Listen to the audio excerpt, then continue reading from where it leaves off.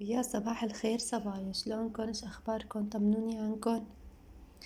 طبعا رح باشر يومي بفنجان القهوة. طبعا رح تقولوا لي ليش في فنجانين؟ فنجان الي وفنجان لاختي جت لعندي عشان تساعدني بالولاد. طبعا اليوم مخططة افرجيكن مشترياتي من المول، اشتريتهم امبارح طبعا، وراح نسوي طبخة جديدة كمان، راح افرجيكن طريقتها.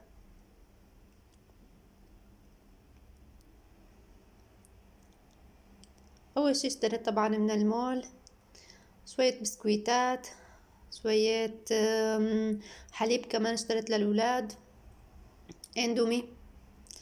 طبعا الاندومي ما بنشتريه كتير نحنا بالنوادر كتير. وكمان اشتريت شوية بسكويتات،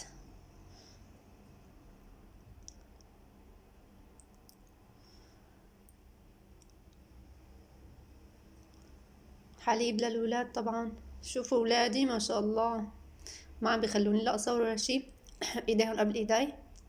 كولا،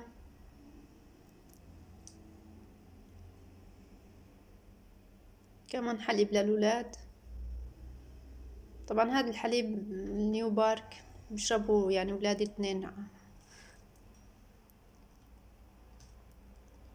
وشوية بسكويتات. هاي دروبست بنتي بدها تصور قال وليها في جلي. بعدين طلعت اجيب اغراض الطبخة. كنت حابة اصور لكم اكتر بس للاسف طفي الموبايل.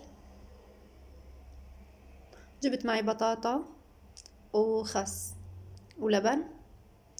طبعا البطاطا قشرتها غسلتها قطعتها هيك مثلثات. وجبت بصلة كمان قطعتها ناعم ضفتها فوق البطاطا. بعدين شوية بهارات اللي هي بابريكا حدة حلوة، بقدونس، ملح وبهار أسود. وعملت جنبها سلطة خس اللي هي خس ولبن. خس طبعا غسلته قطعته ناعم، ولبن ضفت فوقه ملح ونعناع وشوية توم، خلطتن صاروا جاهزات. طبعا هذا كان الفيديو لليوم، خفيف نظيف، بتمنى يكون عجبكم.